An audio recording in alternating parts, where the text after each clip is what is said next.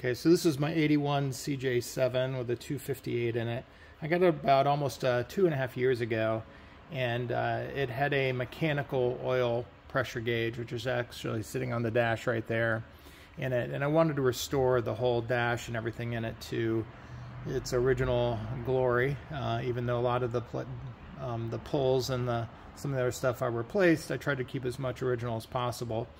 And what I wanted to do was put, like I said, an original fuel oil pressure gauge in there and replace the mechanical. The mechanical are definitely more reliable, but like I said, I wanted this electric one, and I'm fine with not knowing exactly what the exact pressure is. I think what I've read is that, you know, 10 to 20 is okay. You want a little bit higher than that. I mean, it's an old engine. I'm not sure what the history is of it. It runs pretty well.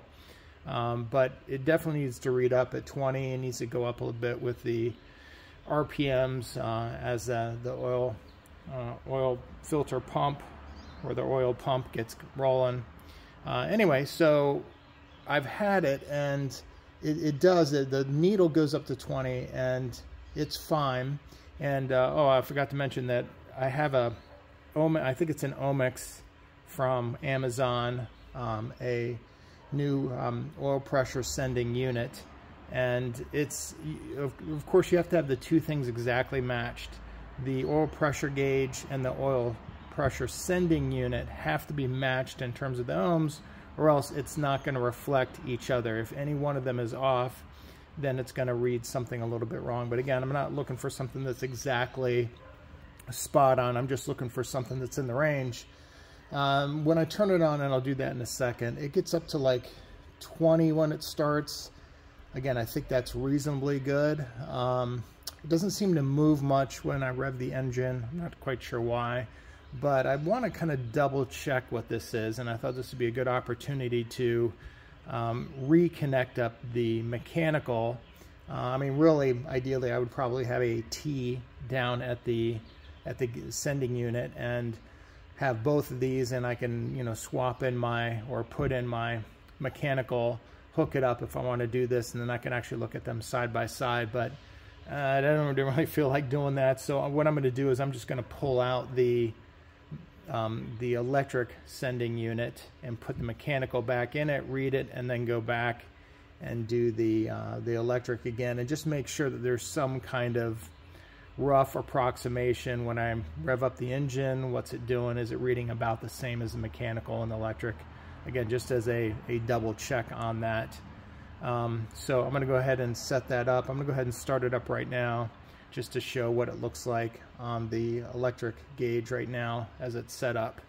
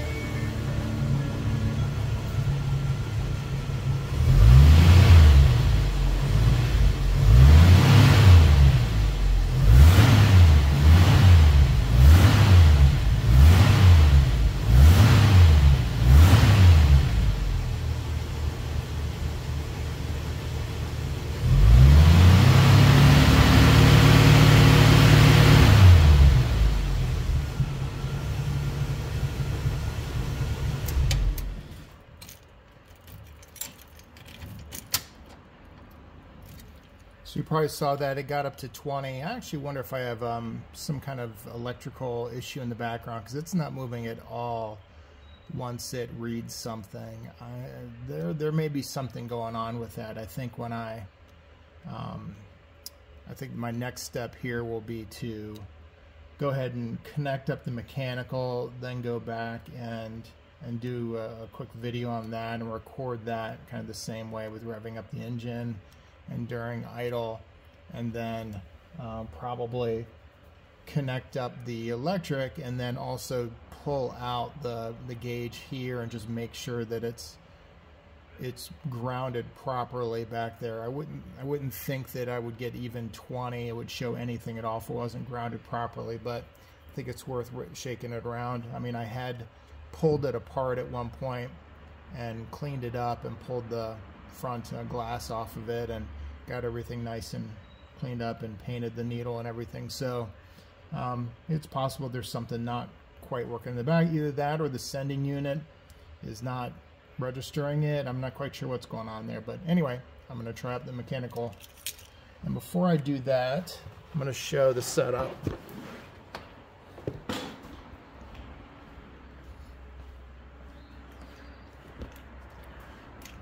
So here is the electrical sending unit. Hopefully you can get a good lot of wires and everything in the way there. You can kind of see that down there. It's this unit right here. And there's the wire. So there's the wire, and it's grounded at the block. That's where the grounding is. And then, like I said, that's the register wire. That's the sending unit wire. Anyway, I'm going to disconnect that at the little T down there, or at the little connector, and then go ahead and hook up that, rehook up the mechanical, and go ahead and get a good read on that.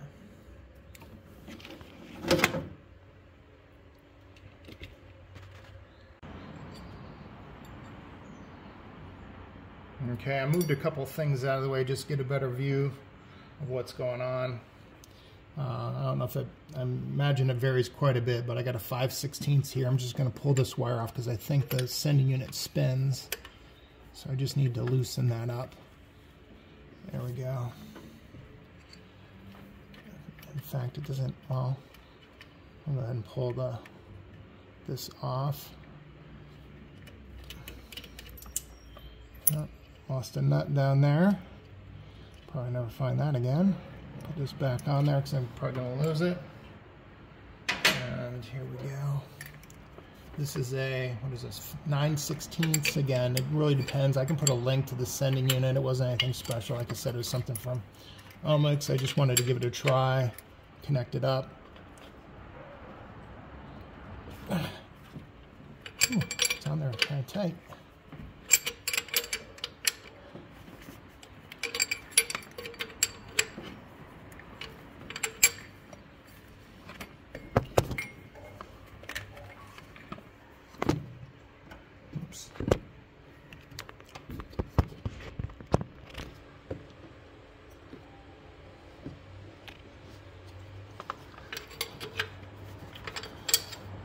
Do this by hand from here. Yep, so it just screws right off. There we go.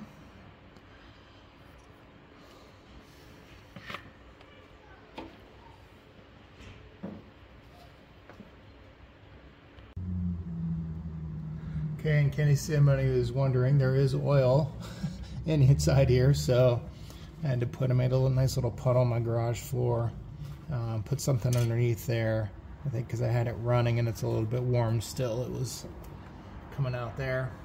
So I have my, I put on a little fitting there. Now if I can somehow get this on there.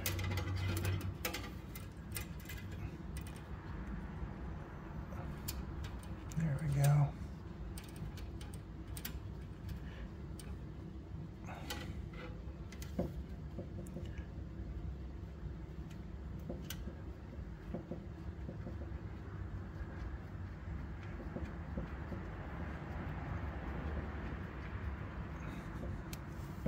Okay, let me snug that up a little bit. I think this is right. There were a couple fittings that came with, I had to buy, you can see the line here looks pretty new. I had to buy a new oil line, copper line. And it came with, like I said, several fittings here, little finials and stuff, so. But it kind of connected right up in there. There was one that fit right in there. Got a couple others, but that Works just fine. I think that's pretty good. Hopefully it's not going to leak. But that's that. I just need to connect the other line to the gauge and we're set. Okay, it's all connected up down there. I reconnected the spark plug wire and also I think that goes to the choke, the electric connector that is attached to basically connected to the oil pressure. And I got that line hooked up. It's just temporary, so I'm not worried about fishing it through the firewall or anything. I got this set up and we're going to see. I'm not even quite sure if we're supposed to bleed this thing first, but I thought I had seen a video at some point where somebody did not and it worked just fine. So we're going to give this a try and hopefully we don't have any oil leaks. I'll probably put some paper towels or something underneath each end, a little bit more just in case they do, but we're going to start it up and give it a try. All right, here we go.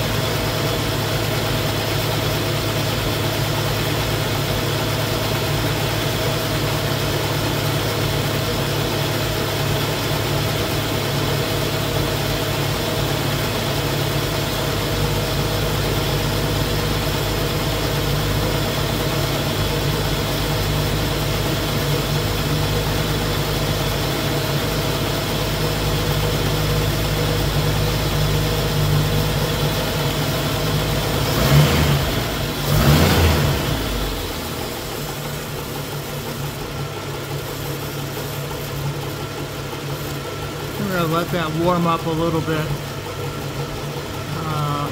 My understanding is that as it gets a little warmer, it should come down. As the oil heats up, it gets a little bit more viscous, a little thinner.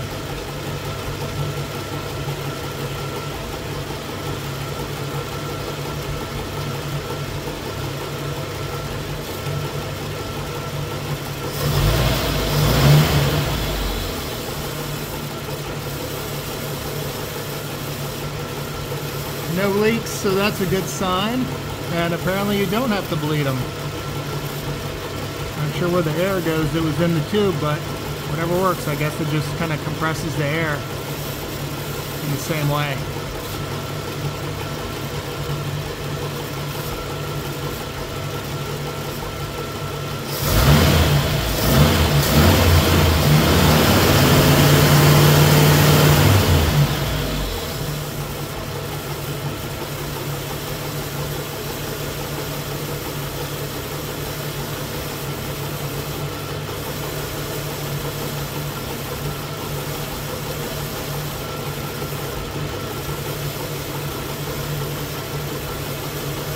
Holding pretty steady at about, what is that, 37, 38.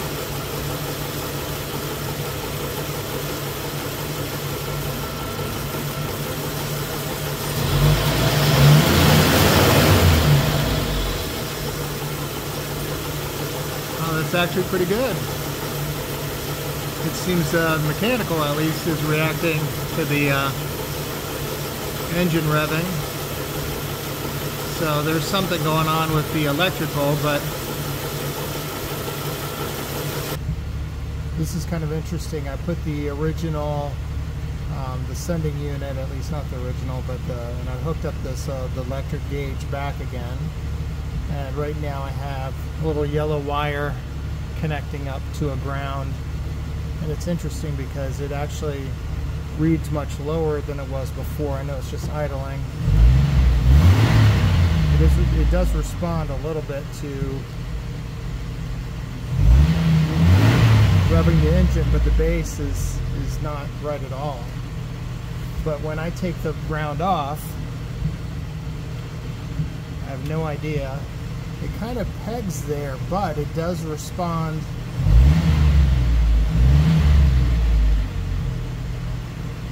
So it does respond to, oh, look at that. Yeah, there's, oh, I think it's just touching in the back.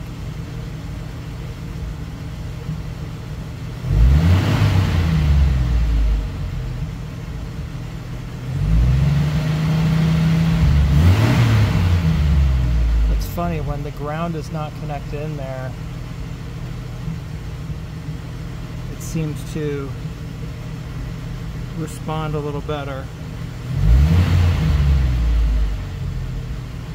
Yeah, there's some clicking around there. I don't know if that's the gauge itself or whether that's that might just be the gauge. I don't know. I need to I think it's touching the dash back there too. Maybe I need to pull that away a little bit. There we go. I think it was just snug up against the dash and maybe it was doing something funny.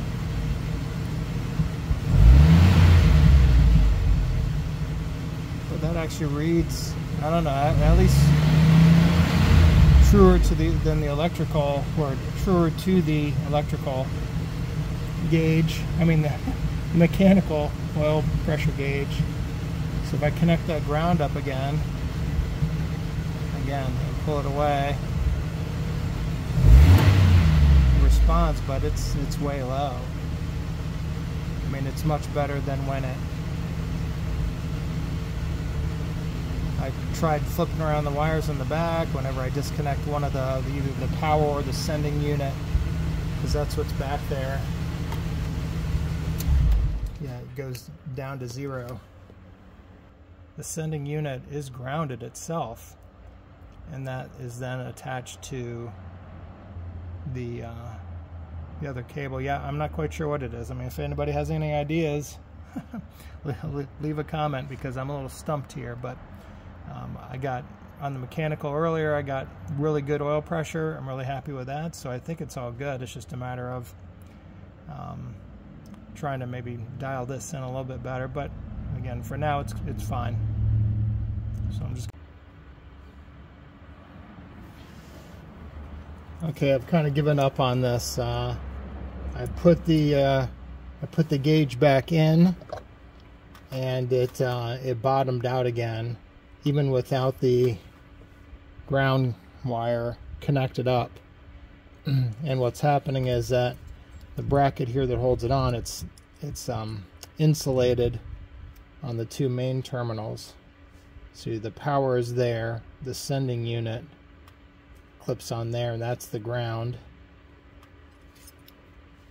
Here's the power, here's the sending unit, and there's the ground. But when this goes on there, it's grounding out with the dash, because these little pointed ends on the bracket. So even though I'm not connecting up the ground there, it's still connecting there, and then it doesn't bottom out, but it sits at like 6 or 7. I mean, it's hard to tell. There's not much gradation there, but it's in there like 8 or 10 or something. And for some reason, without the ground there, it's reading 20, and when I rev up the engine, it's reading up more. So it's actually much closer and matches reasonably well, you know, for a 40-year-old gauge with the sending unit. You know, I did find the sheet that I had, and I'll show it here in a second, that has on the back, on the front of it, has the map of what kind of circulating around Jeep forum, and I think I can put a link to it. You know, the different sending units and the ohm readings resistance that links to the 2 different versions of the gauges. So 2 different sending unit versions depending on the year, and 2 different gauges. Again, the ohms have to match, or else this isn't going to read correctly from what the sending unit is sending. I have the right match, but I think the gauge is a little off. Again, it's 40 years old, so you know, no big surprise, but it's reasonably close when I don't have the ground wire connected up. I have no idea. I have better things to do. I have other things to do on the Jeep that I want to get done, and this is working pretty well. So I'm just going to take one of these 4 tabs, and I've marked back here, and I'm just going to slide them right behind here, nestled up right next to the, right there, so that it will, each of these 4 points it should insulate that from the dash and not ground out. So because this post here is gonna touch this is not insulated on the back of the thing here. So so the best thing I can do is insulate the four corner little pieces. Anyway, it should work for now, and then it'll be working reasonably well, and then I can move on to something else. And that's just the way the Jeep thing goes. I've kind of learned that over the last 2.5 years of owning this thing. You're going to run into issues, and sometimes you just got to cut bait, do the best you can with it, and move on to something else. Anyway, I'll show that other paper here in a second. I'm going to go ahead and connect this back up. I'll show it working, and then I'll show the paper real quickly.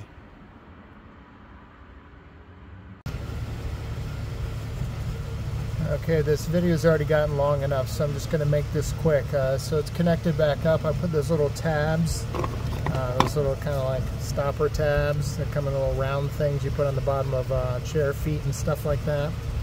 I'm back there, and it seems to be working just fine. I mean, notice now that it's sitting at about, the gauge is so, the numbers are so close there. Was that like 25 or something like that, which is perfectly fine.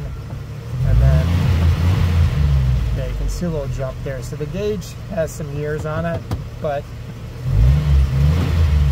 it's actually, I think it's working pretty well.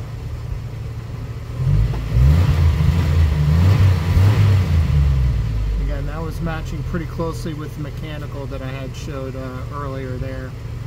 And then when you turn it off, it goes right back down. And let's try it one more time. Then, so that's just with the power on. So it's already, yeah, there's that's probably because there's no ground to it, or at least no direct ground to it. So this is that sheet of paper that I was telling you about. This it's on a couple of posts on the Jeep Forum website. Highly recommend going there looking for stuff, but you can kind of see that there's two different versions of the sending unit depending on the year. We got 84 to 86 here and 74 to 82. This should be mine, and I saw this before I bought my the sending unit, and I made sure that it was that I didn't have any information on the ohms. And then on eBay, when I bought the oil pressure gauge, I bought the 1-inch version. And that wiring, it's funny, it doesn't look like that. It looks more like this, the face does, except for I know it's only that deep, and the wiring matches this right here. And that's for 74 to 82. And you can kind of see it's a really nice sheet because it gives all the ohm readings right here for what you would expect. And these match. This 76 to 86 matches the 74 to 82 down here. So those three examples of the ohms. And lo and behold, I remembered that I had written down and I had done a bunch of tests. And by the way, I didn't get it from Amazon. I think I got it from Summit. But there's if you're interested in the Crown Sender, J3212004, I'm pretty sure I got it at Summit. That's a Crown Sender. But what I had done was I had actually connected up the some shop air with a pressure regulator up to a little hose that I then connected to the bottom of the sending unit to simulate certain pressures. And then I connected that up to my ohm meter just to see what ohms it's sending.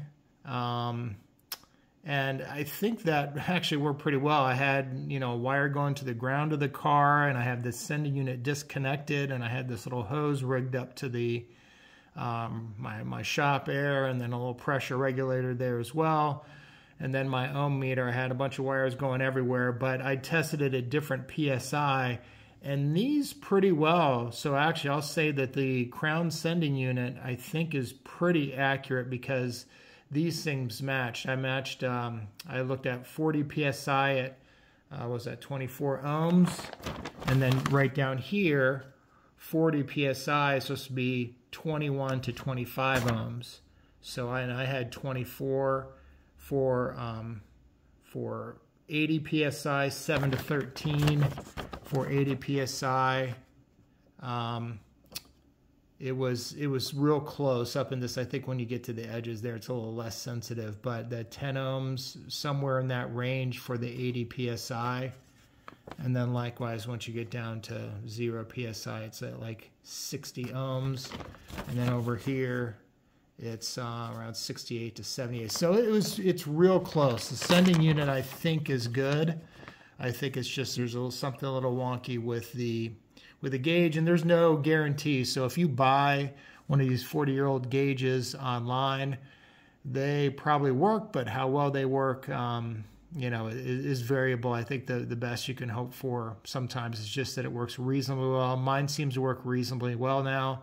I didn't have the ground connected up to it. Again, I'm not go figure on that one. I'm not quite sure why, but it seems to give me a decent enough, you know, happy or sad face on the oil pressure, and that's mainly what I'm looking for there, and it matches, you know, okay with the mechanical. So it's funny, I just soon keep the OEM, even though it's less sensitive and less, you know, accurate to it. But anyway, I'll see if I can find a link to this sheet here. It's not too difficult to find on Jeep Forum. And then also, like I said, I gave the model number for this sending unit, and I think that's yeah, I think that's about it. So I'm going to move on to something else, and hopefully this is good enough. And yeah.